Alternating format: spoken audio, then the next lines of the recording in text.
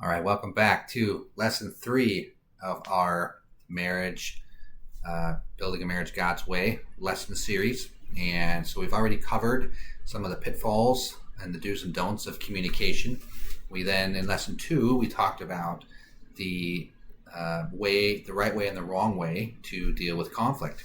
And so in this session, we're going to be talking about breaking the cycle, right? Because at some point, we have to intervene on the results that we're getting in our marriage, and we have to start doing things differently. And so that's what we're going to talk about on today's lesson number 3 is how do we break the cycle. And as you see here, we're going to get started. So just real quick on the first 2 videos, I didn't really mention this, but I will say if you've been watching any of these videos and you feel like this is helping you in your marriage and your relationship, or you know somebody that you think this could help, I would greatly appreciate if you would be willing to share these videos with other people and just help me get more of this biblical content out to different families and different people that it may provide a benefit to. So if you wouldn't mind, that would be much appreciated. And so we're going to go ahead and get started. And the first thing I want to start with is this verse in 1 Peter. And it says in chapter 3, verses 10 and 11, it says, "For whoever would love life and see good days must keep their tongue from evil and their lips from deceitful speech. They must turn from evil and do good. They must seek peace and pursue it."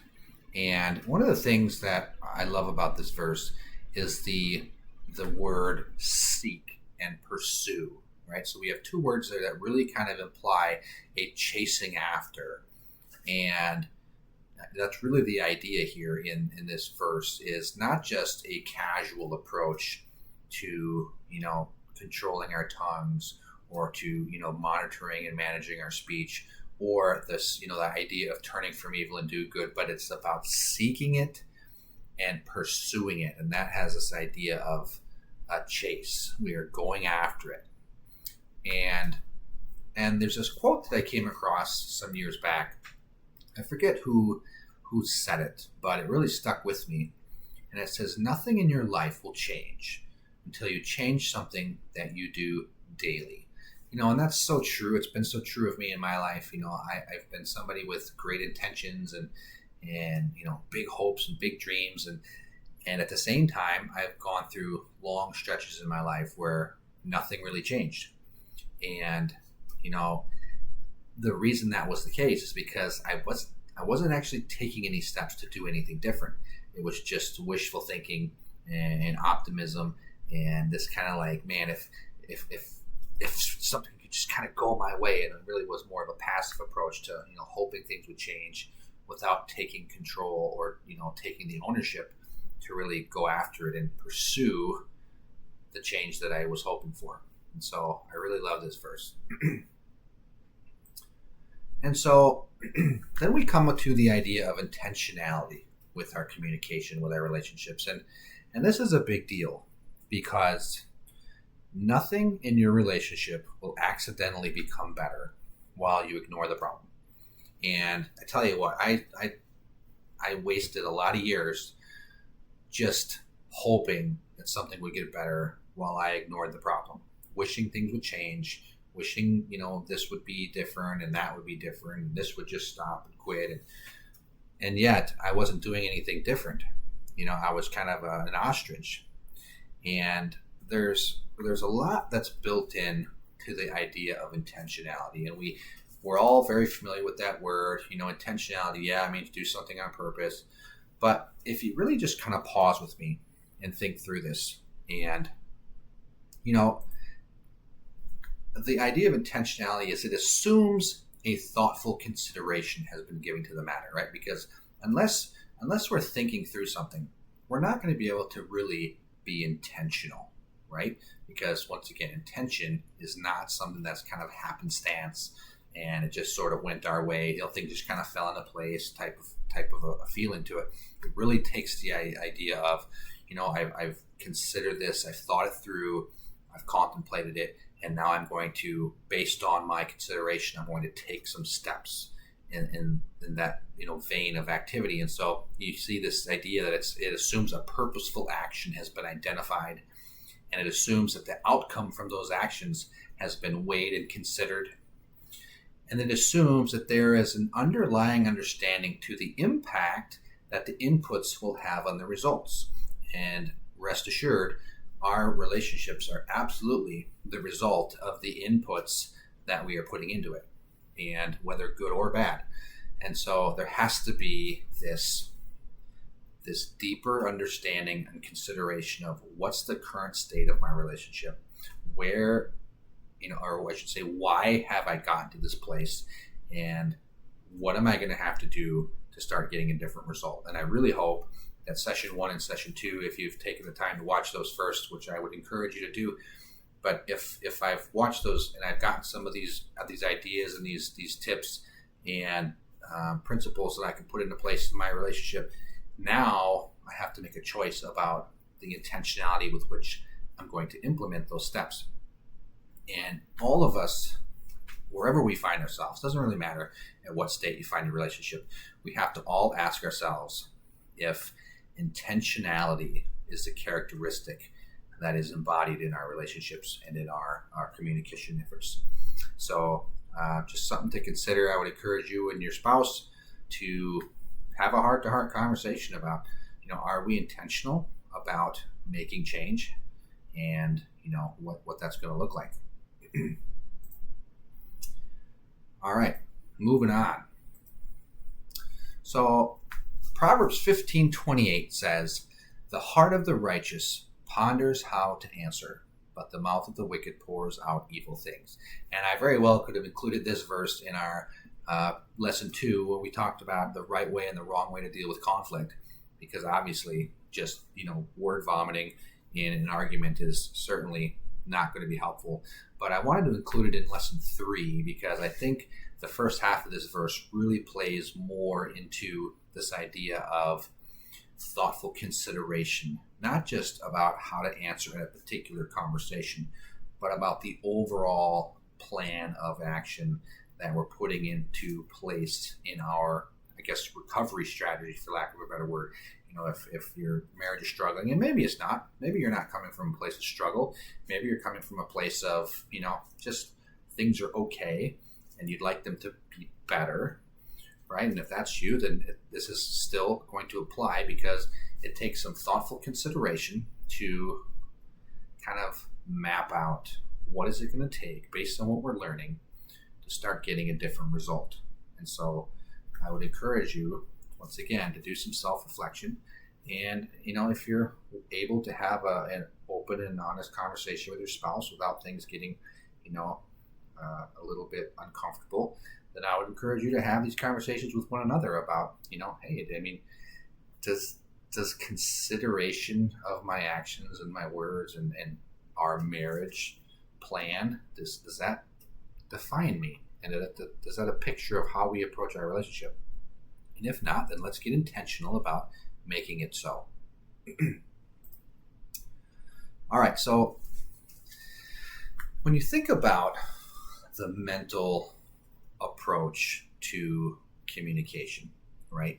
And anytime I've worked in team building activities in my career, or in my current career, a large portion of the workforce is English is not their primary first language, and so there's a little bit of a language barrier, and so it's kind of forced me to be much more aware of the communication that I'm having with them, to make sure that they actually understand it and that they're able to comprehend what I'm saying.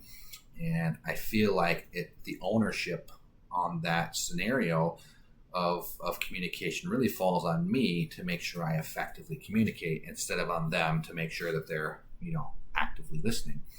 And so that's kind of the framework with the vantage point with which I wanted to kind of bring the slide to bear, is that in oftentimes in communication, we tend to want to put the ownership on the other person. as far as who is responsible to make sure that this communication goes well. And we want to oftentimes put the burden of communication onto our spouse and say, well, they should be listening. They should be paying attention. They shouldn't be distracted. They shouldn't be interrupting. Right? And we put all this ownership onto them. And when we do that, if the communication doesn't go well, and if they're not understanding, or if they're not seeing things from my perspective, then it can get really frustrating. It can be annoying because it feels like, well, they're the reason, they're the problem because they're not listening.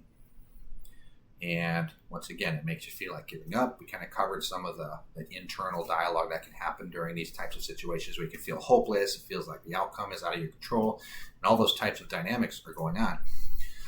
But on the flip side, if you're taking the ownership for the communication to say that it's my responsibility during a communication, during a conversation, it's my responsibility to make sure I'm delivering it with the proper tone, with the proper volume, with the proper specific articulation, with the clarity of terms, right? And we can just go and hit all these points as it pertains to understanding and having effective communication. If I take ownership of that, if there's not good communication and understanding in my initial approach or attempt, well, guess what it forces me to do? It forces me to focus in even more on how I can be more specific, or how I can say it in a better way, how I can articulate myself perhaps a little clearer. And it drives me towards intentionality and a willingness to try again, or a willingness to become a student of the process and figure out a way where I can communicate better for myself. And it gives me the ownership of the outcome. And so this is really important to kind of wrap your mind around and put into place in your own communication efforts, that you take ownership for yourself for the situation. And as the communicator, right, you take ownership of that. And if you put it in terms of like a public speaker, right? If you've ever been to an event or a corporate event, or just somebody who's kind of giving a speech per se, if the speech doesn't hold your attention, typically we don't tell ourselves, wow, I'm a really bad listener. I just don't have, the ability to really focus in, and the speech kind of sucks because I'm not a very good listener, right? We almost never would say that.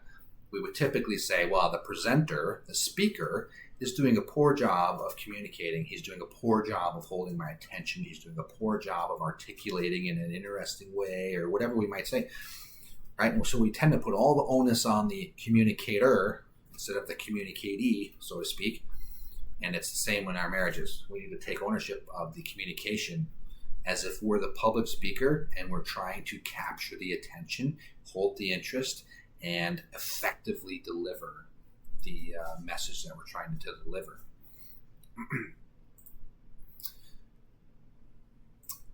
So next I have 7 tips here to help you avoid your conversations going in a negative direction.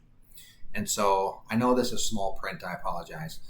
I'm going to help read through these because it's tiny, but I really believe if you will make it a point to try and interject these 7 tips into your communication efforts, you will see a difference. And so the first one is, don't accuse or assume intent, because this can raise defenses and be interpreted as an attack, and that's never a productive thing. And so, if you've ever been having a conversation with somebody and your spouse says something and you're just like, oh, that was underhanded. That was an undercutted jab with that statement, right? And we can kind of get conditioned to where we just assume the negative intention. And we need to discipline ourselves not to allow ourselves to go that route. Don't assume negative intent. Just let them speak and do your best to hear what they're trying to say without letting your reaction radar kind of tip the scales. And so number 2, don't infer conclusion. Take what your spouse says at face value and ask for clarification if you think what was intended was something other than what was plainly stated. And this, I tell you what, I learned this one the hard way. And I don't even know if I would say learn, right? Because this is something I still have to guard against.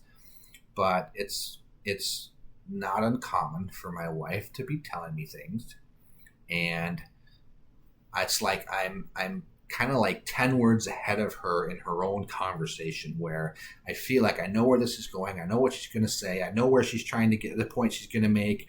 And I'm already kind of getting frustrated or upset at the thing that I assume is where the conversation's going, or what I assume she's trying to get to and to imply, without ever actually letting her just say what she wants to say. And so we have to guard against inferring conclusion to anything other than what is being said. And if you think that what is being said is somehow a double meaning, or, kind of like masked words for something else, that's really the message, then you need to calmly ask for clarity to see if that's what is actually trying to be implied. And number 3, don't generalize. Being specific about the immediate concern will help the conversation stay focused on the issue and not turn into a drudging of everything from the past, which I promise you will make your spouse want to disengage from the conversation, because nobody wants to drudge up this tidal wave of past, problems. Now, that's not to say if there's a bunch of unresolved things from the past that they should never get brought up, because as we talked about in lesson 2, it is important to get final and actual resolution on the conflict that's been unresolved and has been kind of left under the ground in your relationship. However, if you're having a specific disagreement or a struggle in a conversation, do your best to deal with that particular thing and not let it just kind of turn into just an overarching general mudslinging of all the other things that that have been an issue in the past, right? Try to resolve specifically. Number 4, don't restate what your spouse said in paraphrase. This one, I'm telling you, I've struggled with this over the years.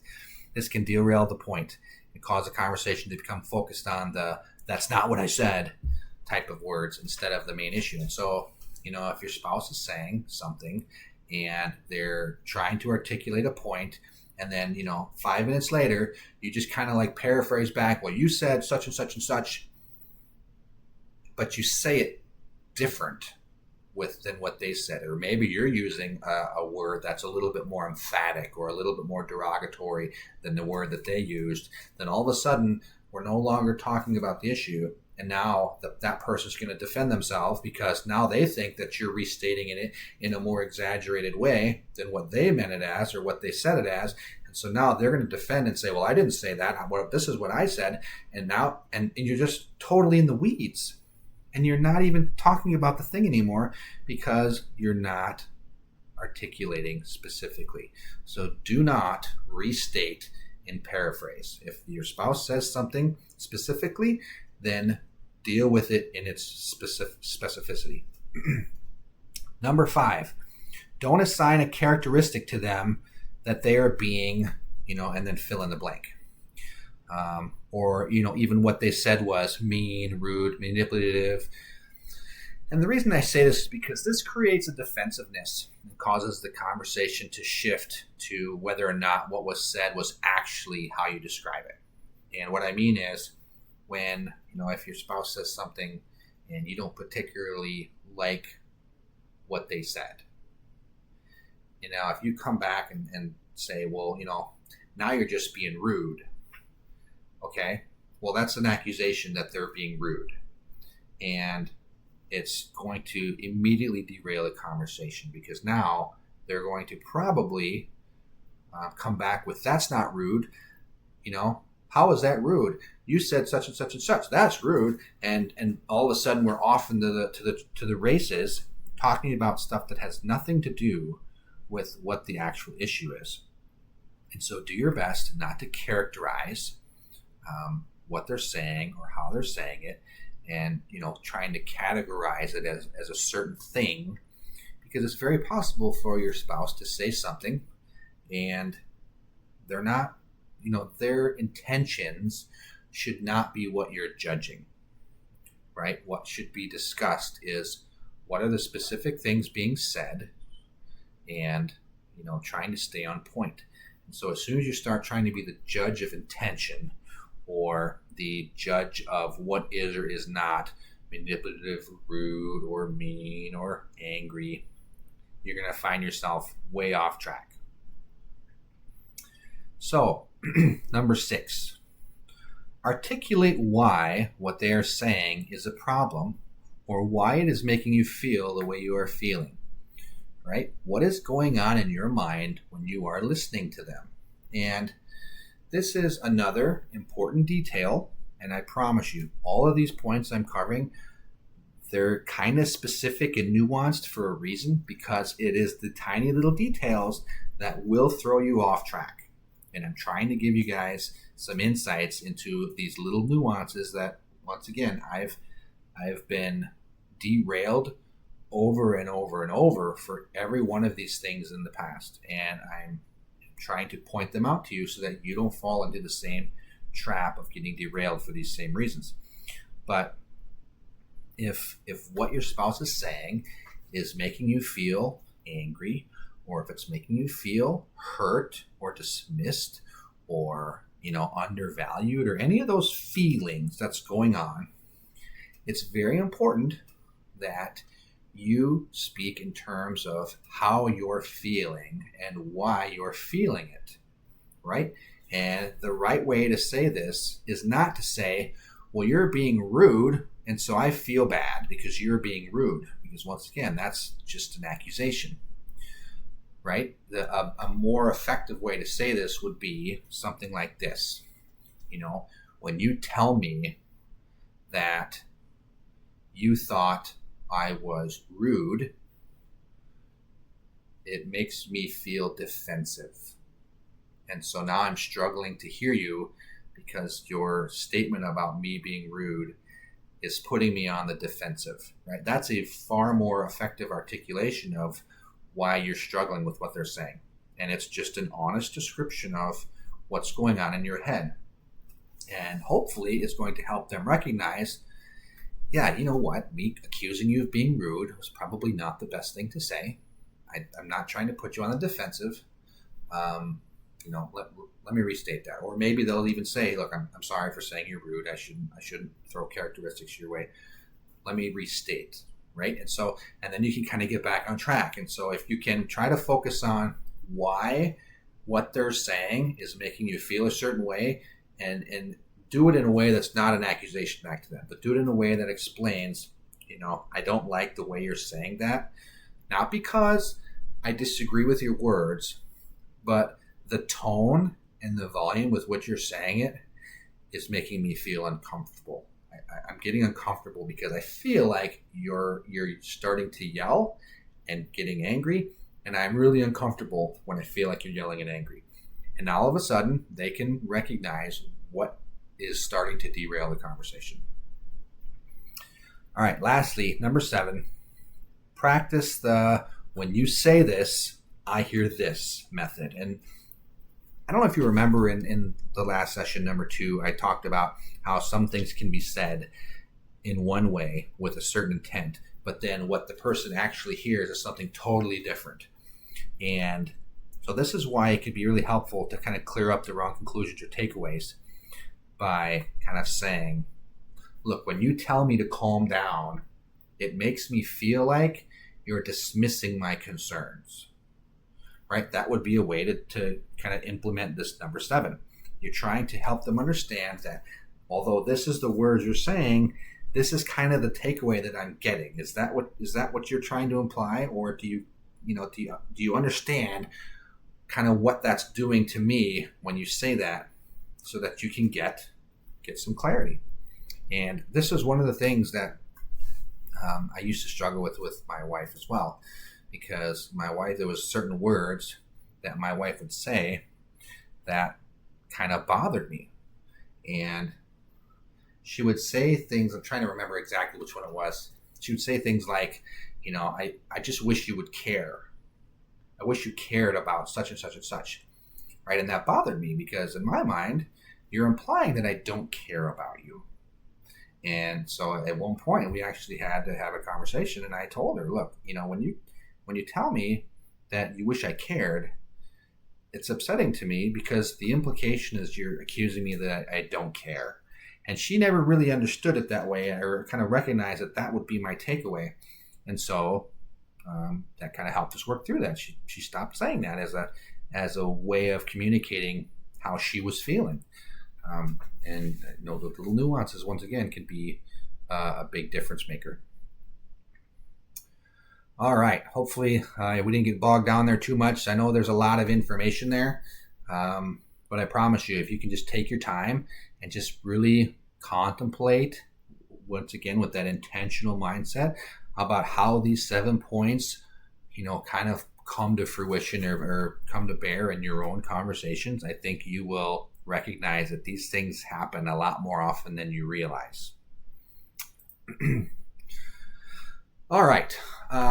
So moving on to the point of, are you teachable? And this is a big deal because, when you think about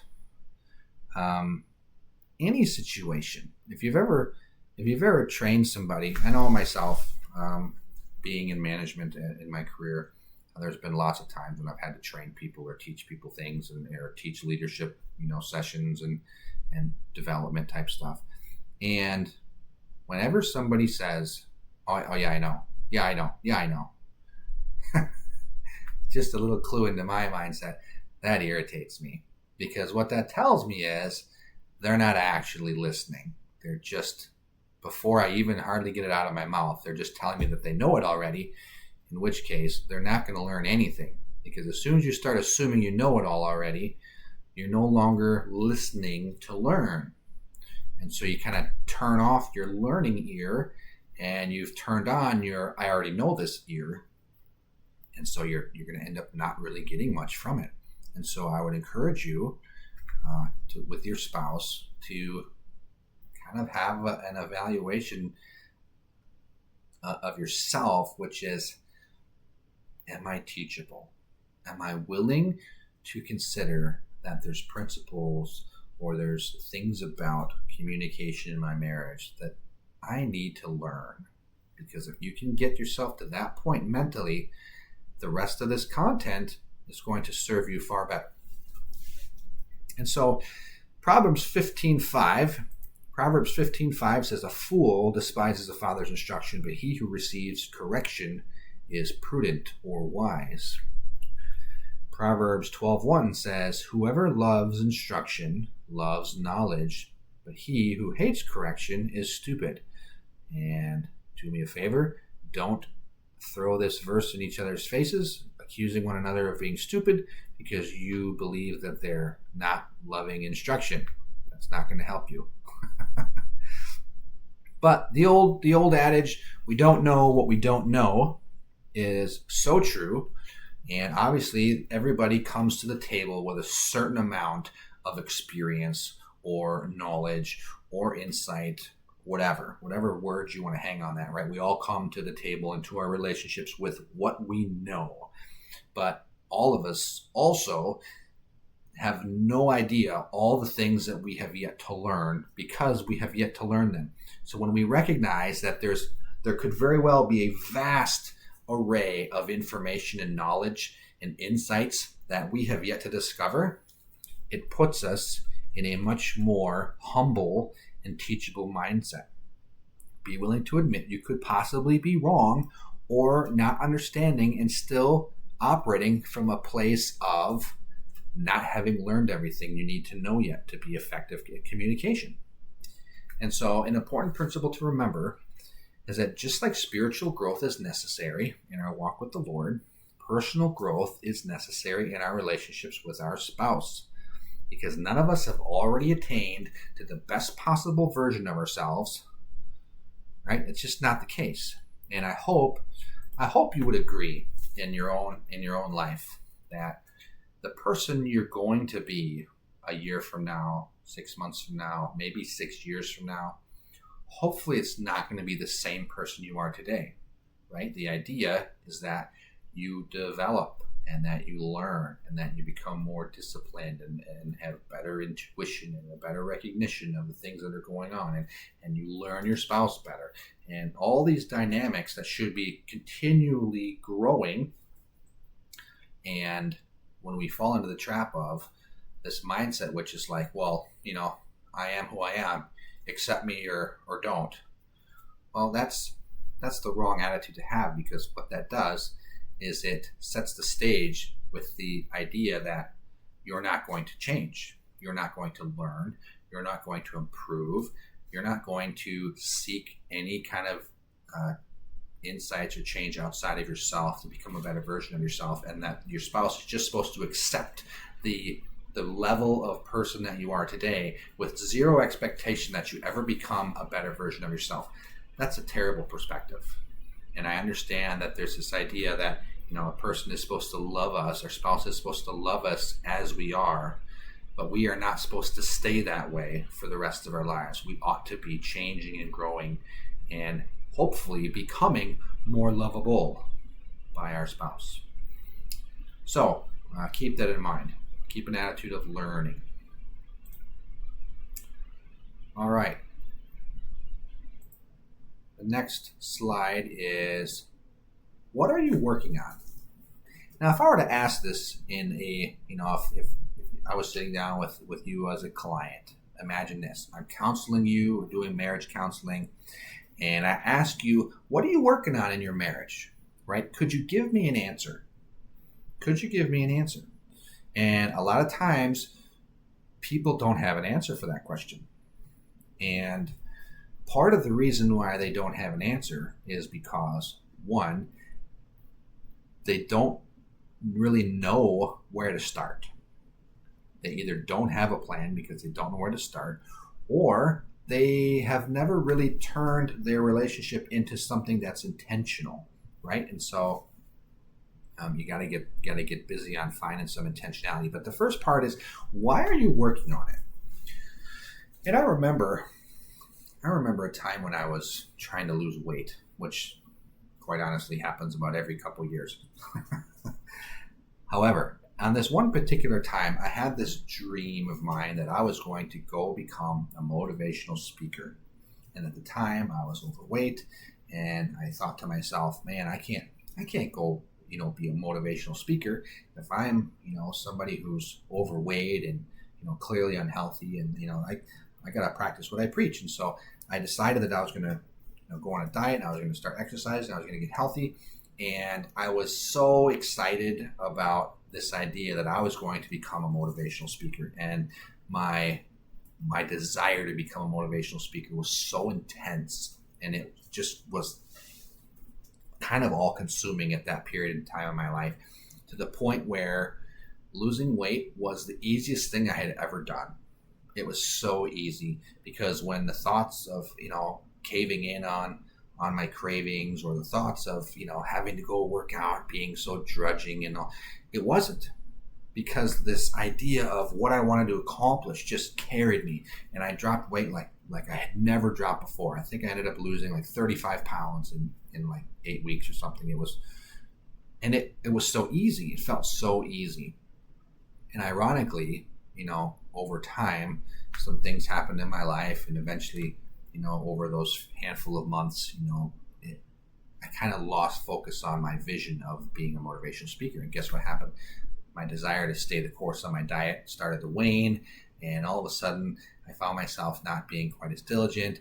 And next thing you know, I had fallen off track, and I was gaining weight back, right? And so your reason for what you're doing has to be a bigger reason than the obstacles, because I promise you, there's going to be obstacles in your relationship, right? Changing your communication habits is not an easy thing. It's not going to come free of difficulty.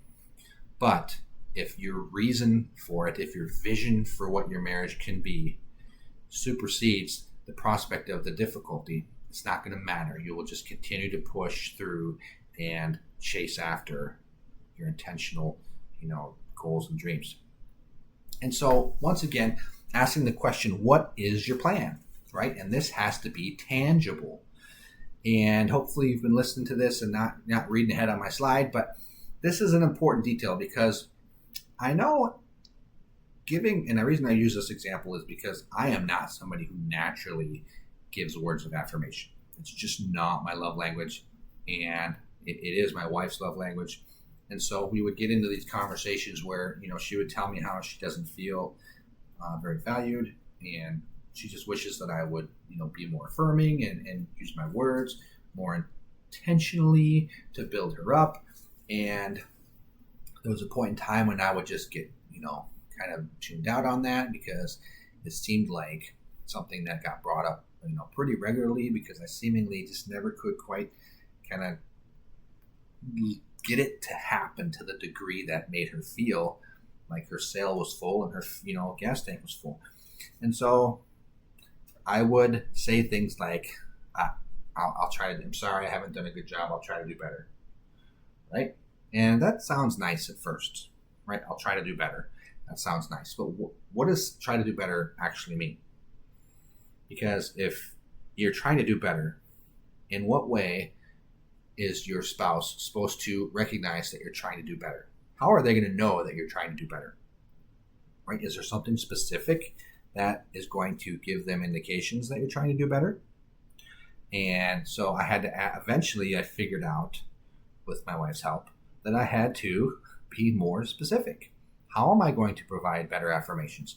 Am I going to leave her notes maybe before I go to work? Am I going to call her on the phone and give her intentional affirmation on phone calls?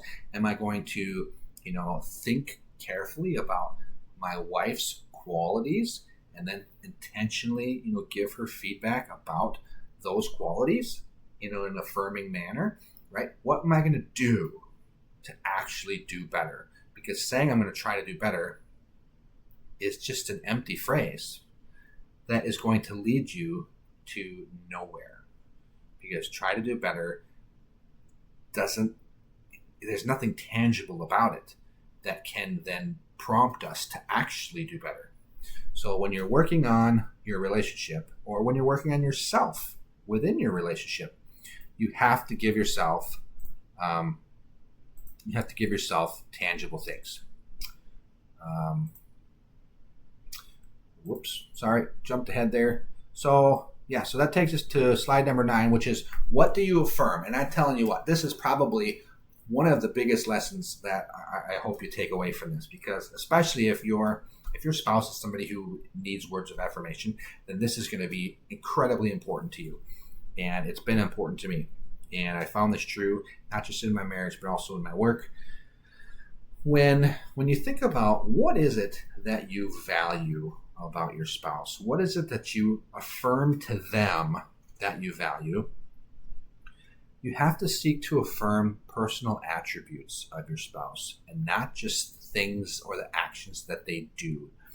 And here's why. Because actions are things that anyone could have done. There's nothing special about the actions that your spouse takes. It doesn't really call attention to why you value them as a person. And I don't know about you, but I found myself early in my marriage, I found myself with my wife saying things like, you only appreciate me because of what I do for you. Have you ever heard that? Have you ever felt that?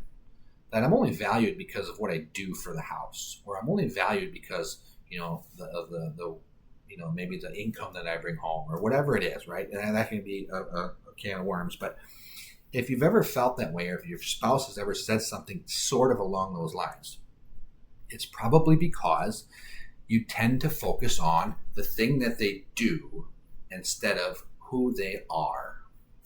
And people want to be valued for who they are far more than they want to be valued for the things that they do, because anybody on the planet could come along and do the same exact things. Anybody can take out the garbage. Anybody can go get a job. Anybody can pick up the kids. Anybody can clean the house, right? Those aren't things that are special about an individual. Those are just tasks that somebody's accomplishing. And so, you have to speak to their personal qualities as an individual. And here's an example. I remember seeing this at work, and I put this into practice at work one time, and I was amazed at the difference in their response. I remember seeing an employee that I had who was going out of their way to pick up and kind of clean up the area. And it really wasn't something that they were specifically or solely responsible for. But this is something that I saw them kind of just take initiative for and pick up and clean up the area and take care of everything. And I used to say, hey, thanks for picking up. Or hey, thanks for, whatever the thing was that they did. But on one time, and I guess it was after I heard somebody kind of speak about this, and so I decided to try it. I said to them, this is what I said to them. I said, hey, thanks for being the kind of person who goes the extra mile and does things and takes the initiative.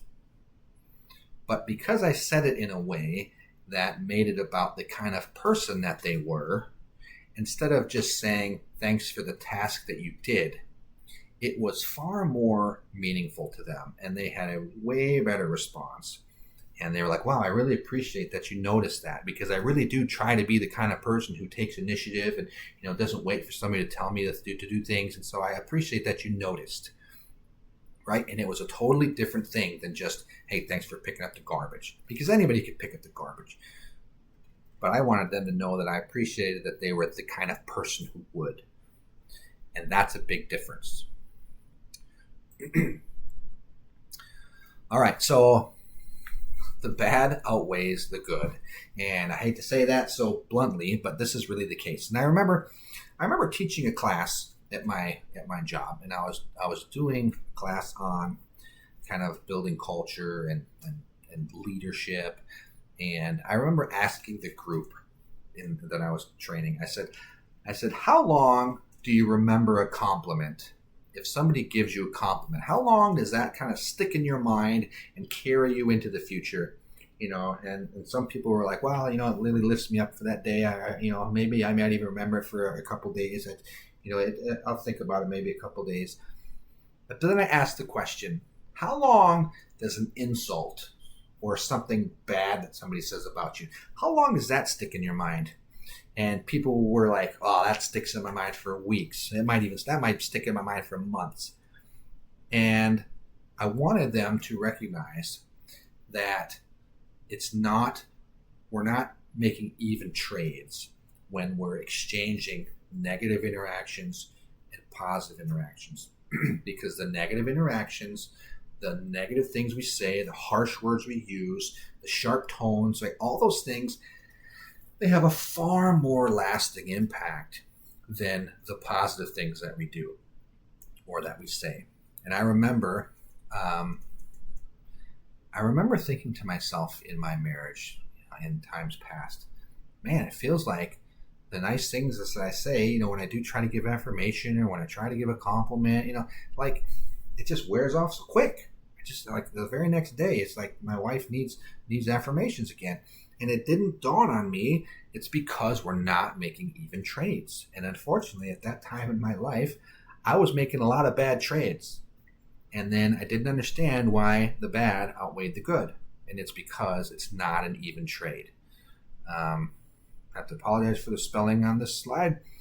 But keep in mind that consistency for you, it has to win the battle for the belief in the mind of your spouse over the negative beliefs that they've been creating over the past, right? Because you're potentially, your relationship has potentially, been developing negative beliefs for a long period of time if you've been having negative conversations and communication for a long period of time. So it's important that you build, consistency and stay the course despite the fact that maybe in the past you've made some really bad trades. All right. Another important point is togetherness is not a location.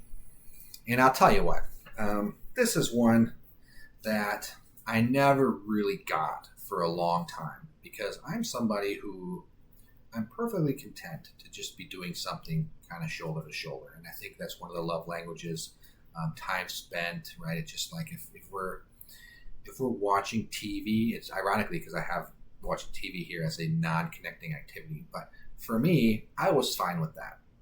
I was okay to just be sitting in the same room doing something because my wife was like in the same room, we're quote unquote together.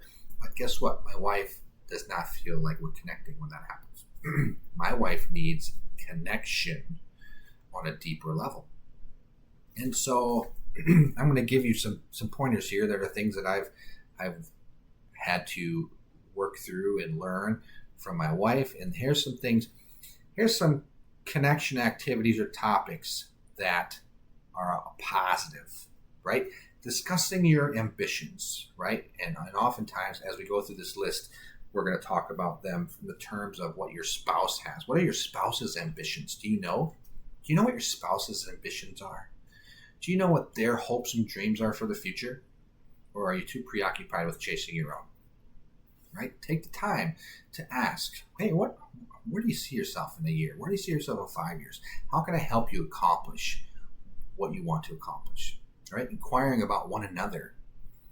Right? Maybe it's resolving conflict that's been kind of festering and that's been preventing connection. It's taking the time to say, you know what, we need to work this out. I want to get this out of the way so that we're okay and that we can feel like we connected again. Could be, discussing what are your interests. We've been married now for maybe 10 years. You might not be the same person you were 10 years ago, right? Because we've experienced life. Maybe we've experienced kids. Things are different now. And you know what? I don't have the same exact likes and dislikes as I did 10 years ago.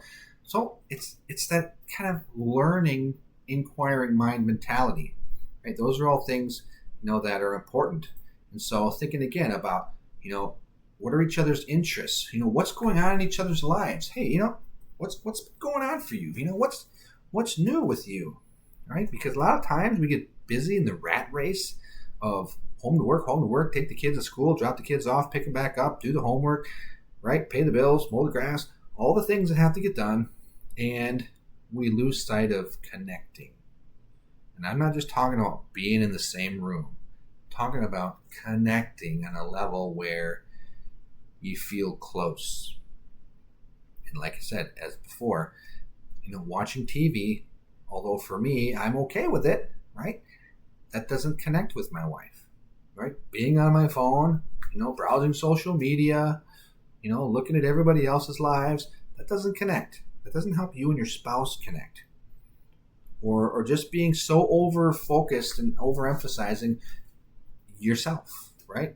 Let me tell you all about my day. Let me tell you what I want to do. Let me tell you what my hopes and dreams are. Let me tell you, especially if you're never inquiring about your spouse and you're only ever talking about yourself all the time, right? This is not going to connect because guess what? Your spouse wants to know that you care about them as much as you care about yourself.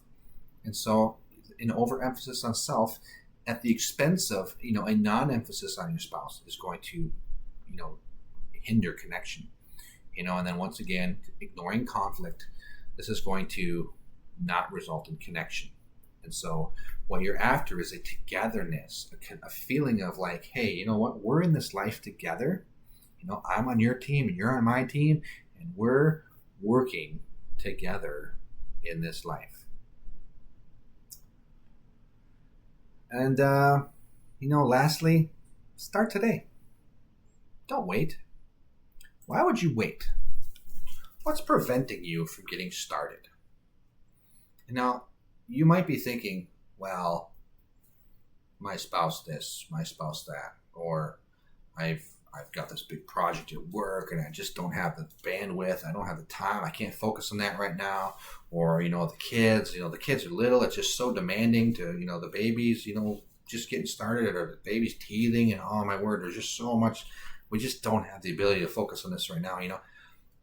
There's 110 ways we can give excuses as to why we can't prioritize our marriage. But they're just excuses. Because nothing else in your life, your career, even your kids, as much as we might think, well, our kids are number one, their kids are not supposed to be number one. The Lord is supposed to be number one. Our spouse is supposed to be number two. And the kids will happily thrive in the umbrella of a happy marriage. And so don't fall in the trap of thinking that you have to prioritize the kids or you have to prioritize all their activities. And if you find yourself, maybe you have older kids. Maybe you have older kids and you're so busy because all you do is run to soccer and run to football and run to basketball and run to, every other thing that the kids have going on. And you're so busy facilitating the kids, you don't have time for your marriage. You don't have time for the Lord. And that's an imbalance that is not healthy. And I would encourage you, no matter how much you think, all those activities are good for your kids, none of it's as good for your kids as a strong marriage that's happy and that is healthy.